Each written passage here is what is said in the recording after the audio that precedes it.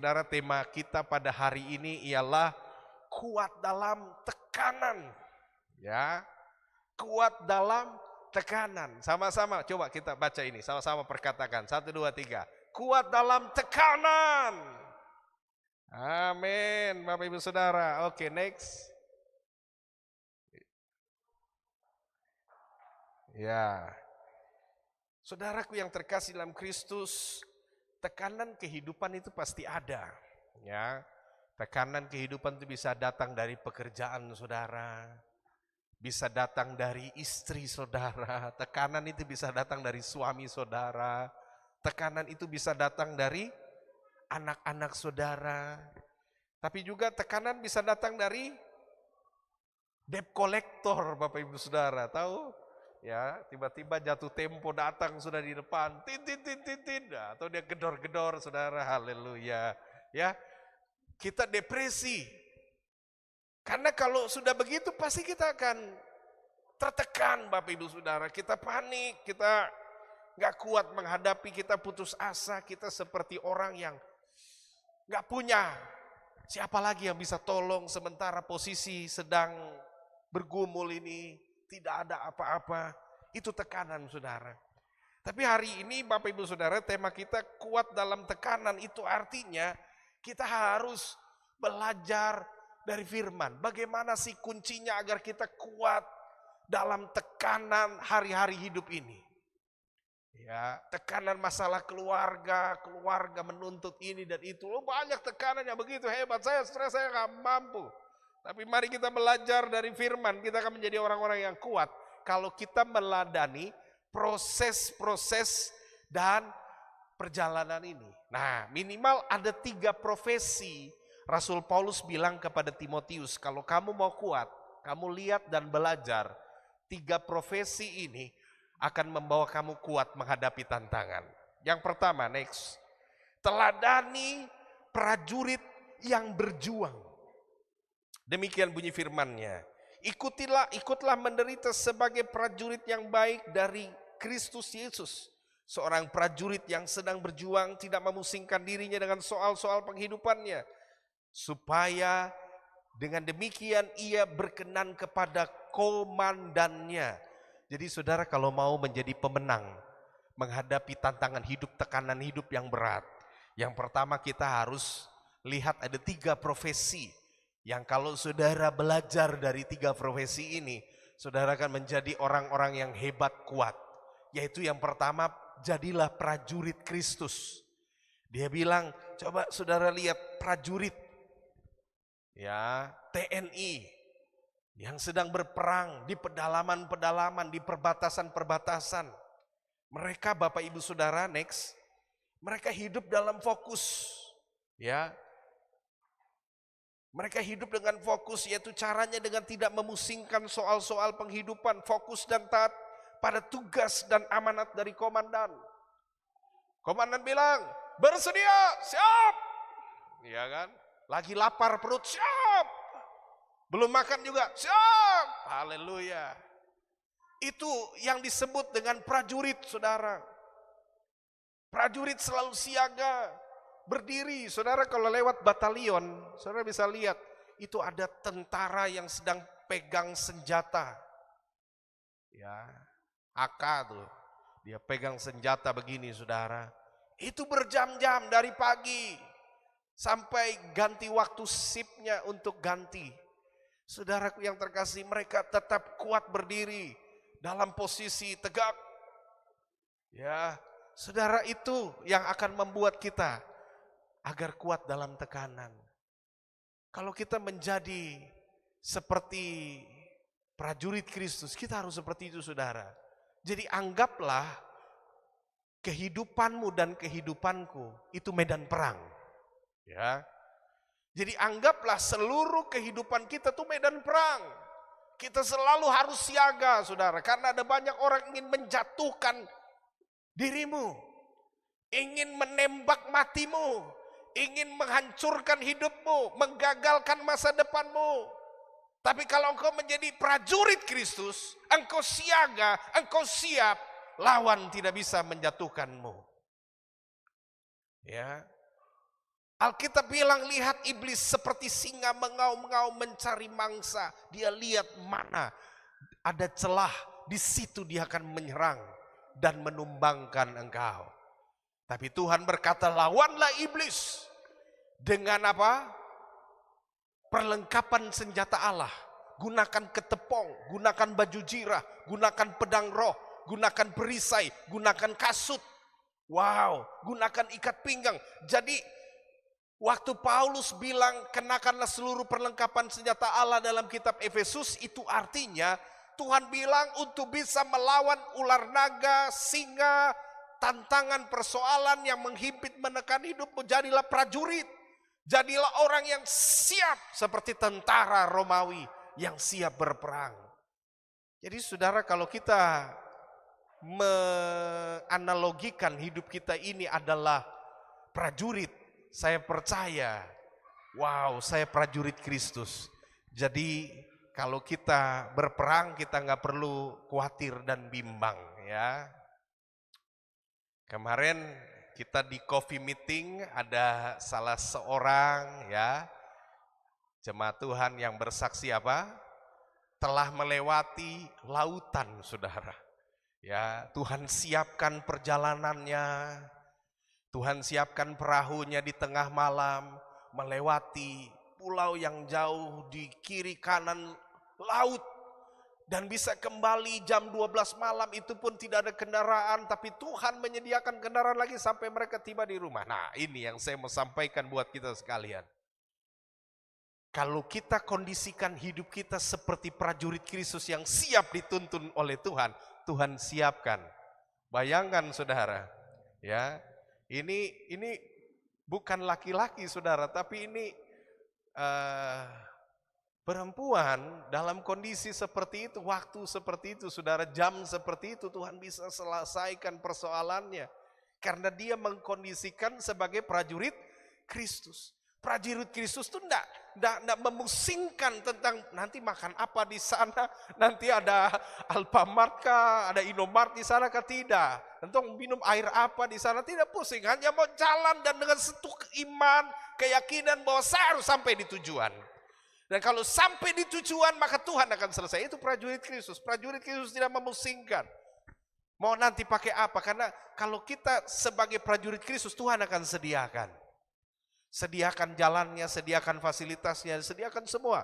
Kan ini mau perang nih saudara, amin. Jadi hidup kekristenan kita harus seperti itu saudara. Kondisikanlah hidupmu seperti prajurit Kristus. Dunia kehidupan kita ini adalah peperangan, ibarat peperangan. Kalau dianalogikan kita ini berperang saudara. Ada lawan di mana-mana. Tapi saya percaya ketika kita siap berperang, maka fasilitas daripada negara itu akan muncul. Mau apa saudara? Mau jet tempur dikasih, mau kapal siap dikasih, mau apa lagi? Senjata saudara mau perlu berapa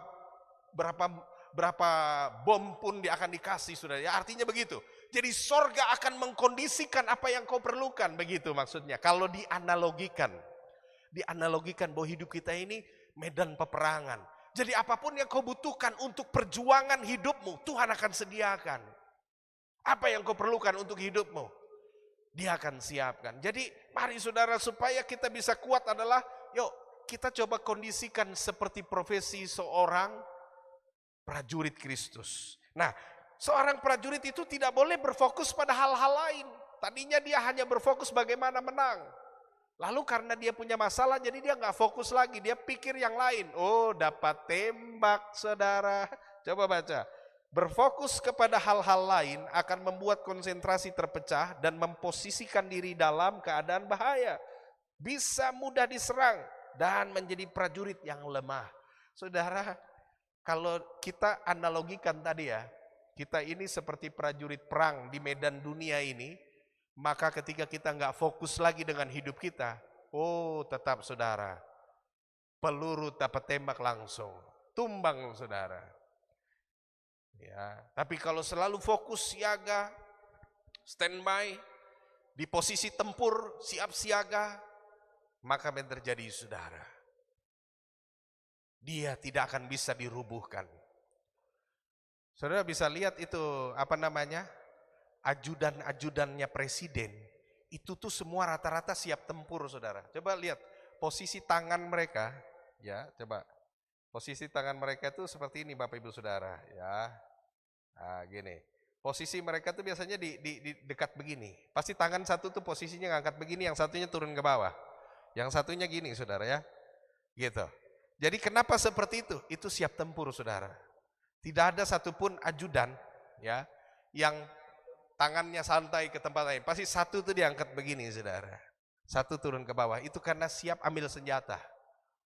Jadi ajudan siap tempur, saudara. Sebab kalau tidak, orang yang dikawal akan tumbang. Dan saudaraku yang terkasih, itulah kita untuk bisa menghadapi masalah dunia ini, tekanan, tantangan, bisa mampu menghadapi penderitaan di dalam Kristus. Kita harus mengkondisikan, kita itu sebenarnya seperti di medan pertempuran. Dan kita dikondisikan seperti prajurit-prajurit Kristus. Ya, jadi saudara, saya percaya saudara dan saya ini dititip oleh Tuhan di kandungan ibu saudara, di rumah tangga keluarga saudara, menjadi anak.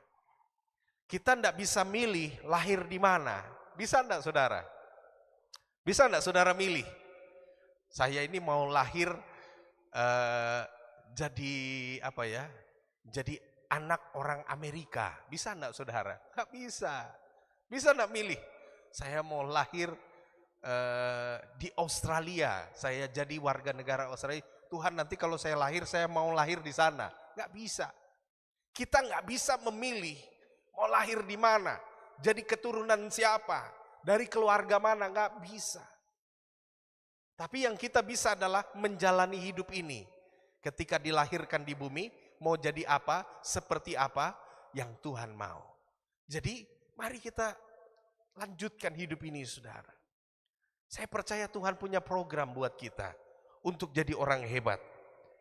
Kita bisa menghadapi tantangan, persoalan yang datang bertubi-tubi dalam hidup keluarga dan rumah tangga kita dengan cara mengkondisikan kita seperti prajurit Kristus.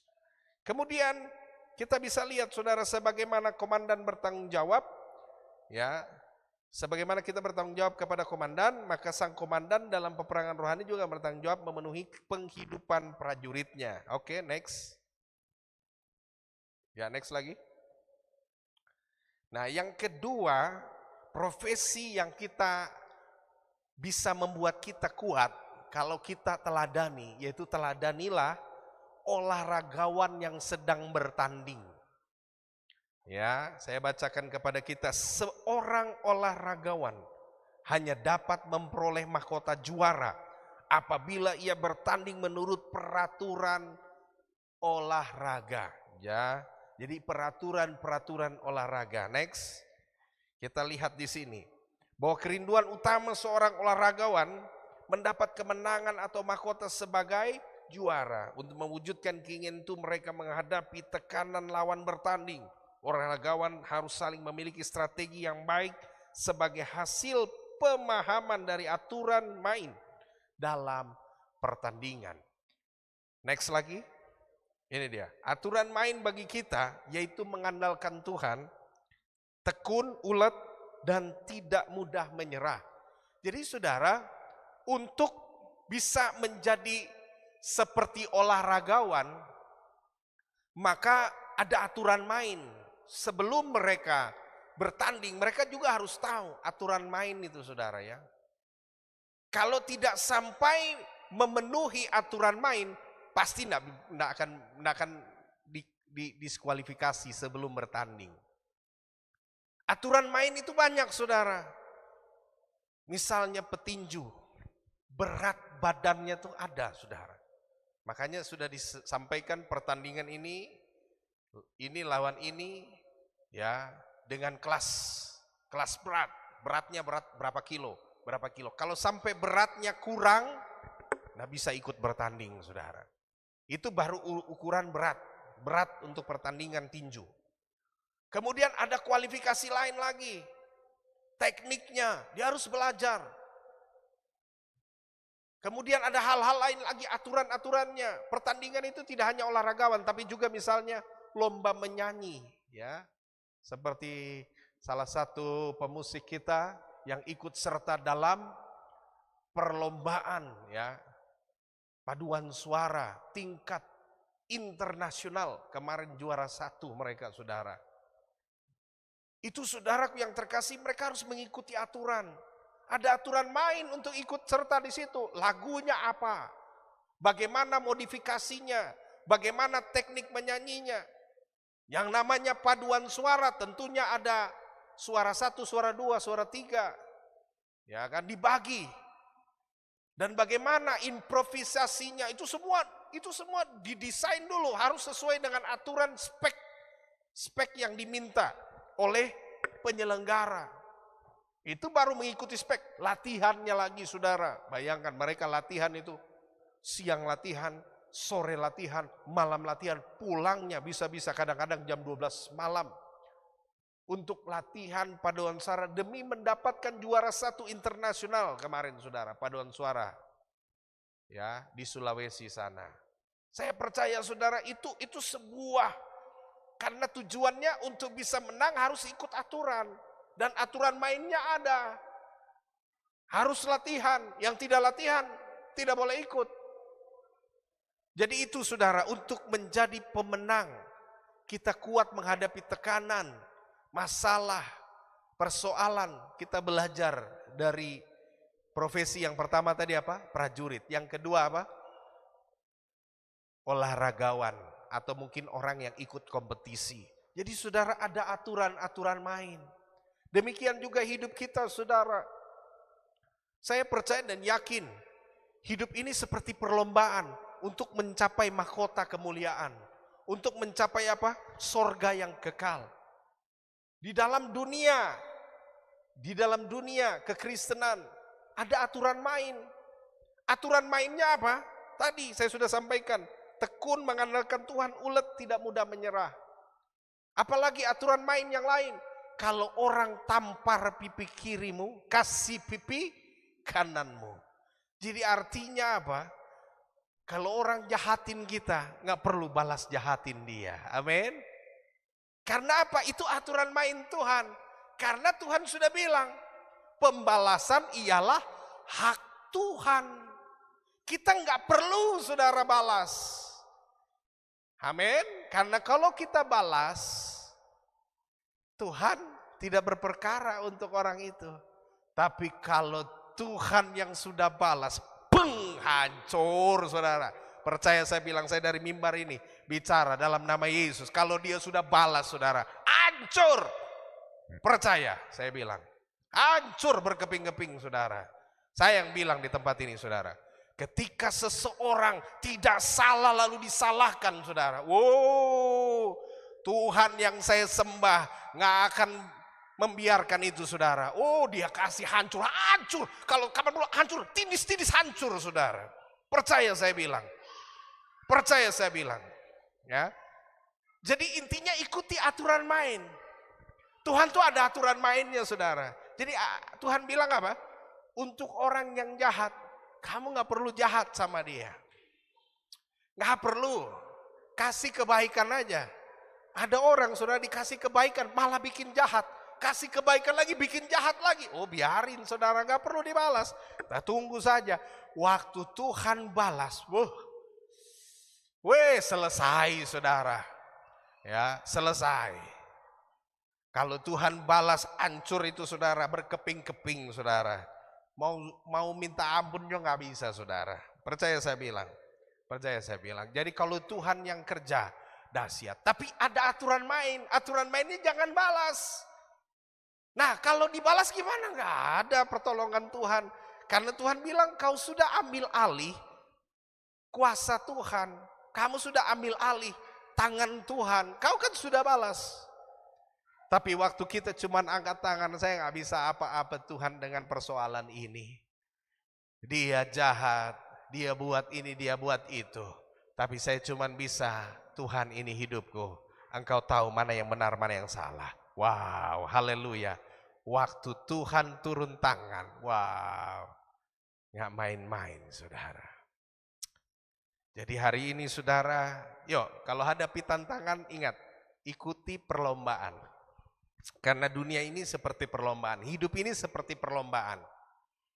Ya, kita ikut aturan saja, pasti sampai ke tujuan, dapat piala, dapat kemenangan, dapat mahkota. Tapi kalau kita berlomba, lalu kok ada orang lain curang, Pak Pendeta? Mereka jalannya dengan jalan yang curang, mereka dengan strategi, mereka dengan tipu muslihat. Kan tadi saya sudah bilang, dalam sebuah pertandingan ada aturan main. Siapa tabrak aturan main akan diskualifikasi, akan dihentikan, akan diberhentikan, akan dikeluarkan dari perlombaan. Jadi ingat saja saudara, kalau dunia ini dianalogikan sebagai perlombaan, semua orang dianalogikan sebagai perlombaan, maka ketika ada orang yang berbuat curang di bumi ini, dia tabrak-tabrak aturan firman Tuhan, tunggu saja, Tuhan akan diskualifikasi dia, Tuhan akan keluarkan dia dari perlombaan dunia ini. Wah, gitu saudara ya. Dunia ini kan, coba lihat saja saudara, ada orang jahat sekali. Ada orang memanfaatkan hidup seseorang jahat, memeras segala sesuatu. Apa yang terjadi? Satu saat Tuhan akan keluarkan dia dari dunia perlombaan ini. Ya, gitu ya. Jadi kalau kita tahu firman ini sudah nggak perlu sakit hati. Seperti Daud pernah bilang, Tuhan, kenapa ya orang yang hidupnya tidak sembahyang, tidak takut Tuhan, hidup dalam dosa, kok mujur-mujur saja? Kok beruntung-beruntung saja hidupnya dibanding dengan kita yang setia, kok begini-begini nggak ada kemajuan? Jangan saudara, tadi saya sudah bilang. Lalu Daud menyadari pada akhirnya, dia bilang begini, oh ternyata manusia itu seperti rumput dan kemuliaannya seperti bunga rumput. Yang hari ini ada, besok sudah tidak ada lagi. Nah gitu. Jadi artinya apa? Artinya manusia itu sementara. Kita tuh hanya seperti rumput. Demikian juga orang-orang fasik seperti rumput yang kadang-kadang muncul ada lalu besok sudah tidak ada lagi, ya kan gitu. Jadi artinya gini, hidup ini harus tetap kuat. Kalau saudara ada di tracknya Tuhan, di rel kereta apinya Tuhan, ikut aja tuh rel. Jalan aja, kita ikut aturan aja. Dan biarkan yang lain yang tidak ikut aturan, biarkan nanti alam akan menyeleksi mereka. Ya, ada yang bilang, kamu tidak ikut saya kah? Ikut saya boleh, begini nih kita utak-atik sedikit. Bagaimana caranya kita utak-atik sedikit? Jangan, sudah ikut yang ada saja. Yang tidak ikut silahkan, nanti mereka akan gugur sendiri dalam pertandingan itu. Hancur sendiri, terjebak sendiri. Awalnya kan enak, awalnya tidak ada yang tahu. Tapi ternyata ada yang tahu, saudara. Ya. Karena apa? Karena Tuhan pernah berkata, dinding-dinding ini punya telinga. Ya kan? Iya, betul gak saudara? Apa yang dibicarakan orang dalam ruangan tertutup akan disuarakan di ruangan terbuka. Jadi Tuhan Yesus sudah bilang dinding itu punya telinga, saudara. Sudah bicara di mana saja yang tidak bisa, tapi nanti dia akan sampai juga. Aneh, ya memang begitu. Itulah CCTV sorga namanya, saudara. Ya, jadi hidup ini ikuti saja aturan. Dunia ini adalah dunia perlombaan, saudara. Jadi waktu kita tahu kita ini prajurit, dapat tekanan, oh saya prajurit Tuhan, enggak apa-apa, Tuhan pasti bela. Ketika kita tekanan, saya ini kan lagi perlombaan, sudah enggak apa-apa. Kau hidup dengan kau punya kesenangan, saya hidup dengan saya Tuhan yang dahsyat. Nanti kita lihat kita mau akhir hidup seperti apa. Nah gitu saudara ya. Jadi yuk kita jalan saja sesuai dengan aturan. Kalau aturan kita jalan dan ikut, haleluya, semuanya aman. Oke, next. Ya. Next. Next. Oke. Teladan yang berikut yang kita harus pelajari Bapak Ibu Saudara adalah teladan daripada profesi seorang petani. Petani yang bekerja keras, Bapak Ibu Saudara. Kita lihat. Next. Dari petani kita belajar tentang bekerja keras, menyiapkan lahan, menabur, merawat tanaman, dari hama, dan juga memperhatikan pengairannya. Semua dilakukan petani agar tanamannya bertumbuh dan berbuah. Next. Petani juga menunjukkan kekuatan di dalam tekanan dengan tekun, menantikan hasil daripada apa yang ditanamnya. Semua membutuhkan proses, tidak langsung dapat dinikmati hasilnya. Baru sesudah sekian waktu hasil yang didapatkan dan kemenangan dia rasakan. Nah, Bapak Ibu Saudara, begitu ya. Kita belajar bahwa tentang petani, ya, kita ini diibaratkan dunia ini ladangnya Tuhan, ya. Seperti Bapak terkasih kemarin sampaikan dalam kesaksian Kopi Meeting, saya Pak Pendeta, saya ilustrasikan pekerjaan saya itu ladangnya Tuhan, ladang kebun anggurnya Tuhan. Nah, gitu Saudara. Itu tuh benar Saudara, bahwa kita harus mengkondisikan kita itu seperti petani ladangnya Tuhan. Pekerjaan kita, kehidupan kita, ini ladang besar. Yang kalau kita kelola, dia jadi baik, jadi berkat, jadi indah. Gitu Saudara ya. Jadi hidup itu harus seperti itu. Kita harus mengkondisikan hidup kita tuh kayak petani. Ya. Saudara kalau tahu bertani, Saudara pernah nggak bertani ini ya? Mungkin ada beberapa yang tahu, ada yang beberapa yang mungkin nggak pernah. Tapi Saudara bisa lihat saja pertama ya, kalau saya boleh mengilustrasikan, mendeskripsikannya gini. Ini ladang nih penuh dengan apa? Semak belukar kayak depan parkiran gereja begitu.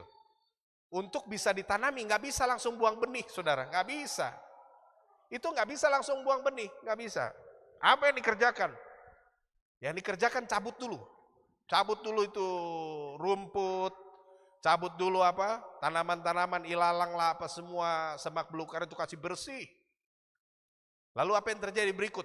Bakar. Setelah dibakar apa yang terjadi Saudara? Mulai gemburkan. Tabur pupuk lagi, pupuk kandang dan sebagainya. Lalu apa yang dikerjakan lagi? Tabur benih. Ya, bibit. Setelah itu apa yang terjadi Saudara? Siram, mulai tumbuh. Pasang lagi apa? Pelindung. Ya, pelindung kiri kanannya Saudara supaya jangan apa? Supaya jangan dibongkar oleh apa? Oleh binatang-binatang yang lewat lalu lalang mengganggu. Bikin apa? Kayu-kayu perlindung. Kemudian apa yang terjadi Saudara? Tumbuh sudah mulai bagus besar. Mulai ada hama, ada belalang. Ya, semprot lagi. Atau mungkin bikin dia ada rumahnya khusus supaya tidak bisa dimasuki binatang. Belum lagi Saudara pupuki lagi. Tunggu beberapa bulan baru ada bunganya. Bunganya juga harus ada yang dibantu dengan penyemaian. Jadi putik yang jantan dengan betina disatukan. Proses lagi. Sampai apa yang terjadi? Sampai dia berbuah. Buah lagi ditungguin. Mulai dari buah kecil sampai buah besar. Prosesnya lama Saudara. Sampai waktu panen. Mulai dipanen Saudara. Amin. Dipanen belum selesai. Cari lagi mau jual kemana ini barang. Haleluya. Dibawa lagi ke pasar. Jualan lagi di pasar. Gitu Saudara. Jadi artinya untuk proses menjadi seorang petani itu enggak mudah. Butuh proses yang panjang. Mengolah lahan, menyemai tanaman sampai dia bertumbuh. Sudah ada hasilnya pun belum bisa langsung jadi sesuatu, harus dijual lagi. Tapi Saudara waktu pulang, ini saya mau bilang nih, waktu pulang bawa sesuatu yang sudah dikerjakan selama beberapa bulan, bawa itu Saudara berkat uang hasil penjualan ladang itu Saudara. Hasil ladang itu dapat uangnya. Itu senangnya luar biasa. Sampai depan rumah bilang, anak-anak, topi mana ini? Haleluya. Begitu ya. Kita kemana? Ya, kita ke FC kah? Begitu. Tong Solaria saja Bapak. Oke, mari kita ke Solaria. Nah, itu dia. Jadi Saudara proses itu panjang. Ya. Jadi kalau kita hadapi tantangan ini, kita ingat jadi petani. Petani itu enggak gampang Saudara. Mereka butuh waktu sampai mereka mendapatkan hasil panen yang indah. Jadi waktu kita melewati hari-hari hidup ini, Tetap semangat saudara ya. Mungkin ada yang menghadapi tantangan, persoalan, terlebih khusus untuk pergumulan usaha yang mungkin diambil, disabotase orang. Lalu dengan perjuangan yang panjang lewat doa dan pergumulan lalu berhasil saudara ya. Saudara lihat waktu saudara mulai mendapatkan kembali apa yang saudara sudah perjuangkan. Wow, rasanya tuh lega. Ya, amin saudara. Jadi dulu tuh kayaknya aduh susah sekali. Berjuang susah sekali, tapi waktu sudah menikmati hasilnya saudara, wah. Aduh, segar rasanya itu kayak hidup kembali saudara, kayak orang lahir baru gitu. Haleluya ya kan? Menikmati pertolongan Tuhan itu kayaknya rasanya lahir baru, semangat baru.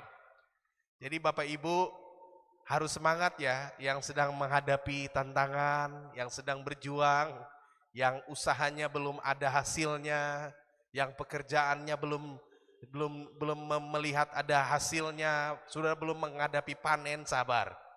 Saya yakin dan percaya bahwa Tuhan tidak akan membiarkan sekali-kali kehidupan kita. Amin.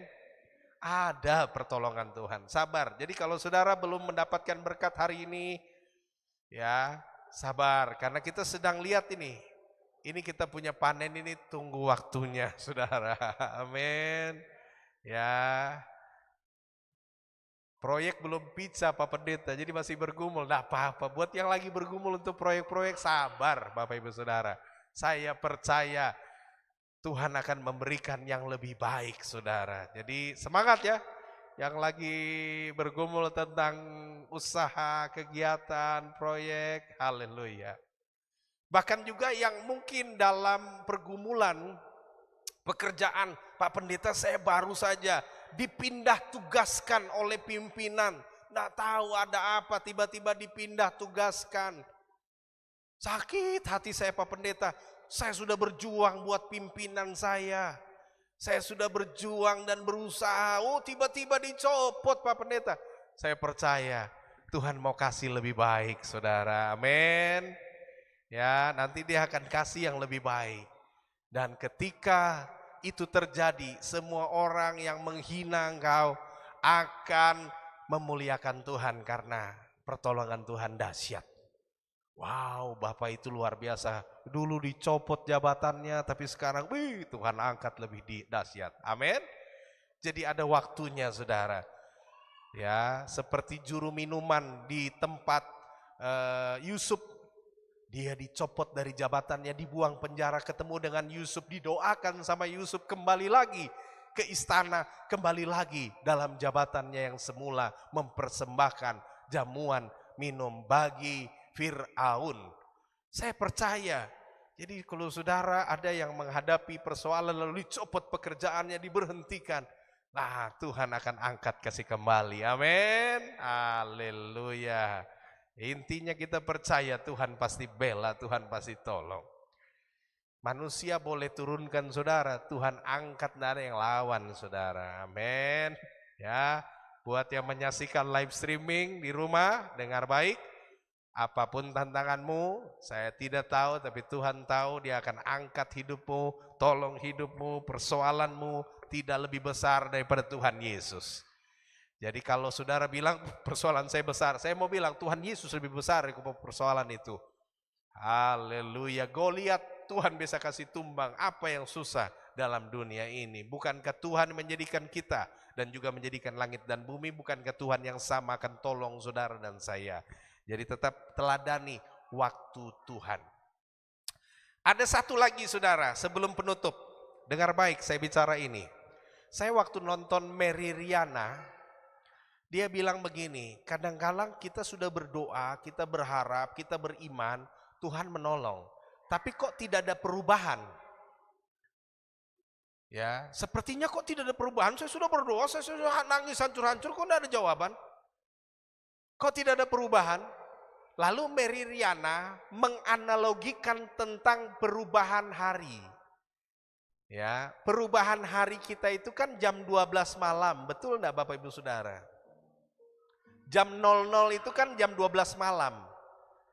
Ketika berganti waktu, itu enggak ada perubahan, tidak ada matahari sebagai tanda penanda pergantian hari. Karena pergantian hari kita jam 12 malam. Tetapi dia sudah berganti hari. Kalau kita nggak bawa jam tangan, kita nggak sadar, ternyata sudah hari berlalu. Demikian Tuhan, saudara. Kadang-kadang kita melihat kok tidak ada perubahan. Tapi ingat, sebenarnya kita sudah beralih ke hari yang baru. Ya, Tuhan memang tidak terlihat sedang bekerja, saudara. Tidak ada tanda-tanda kelihatan saat pergantian hari.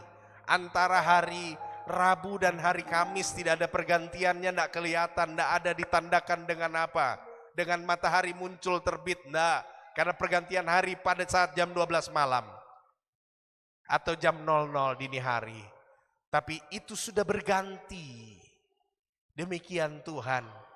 Kita tidak lihat keadaan ini berubah. Tapi sebenarnya sudah terjadi perubahan, saudara.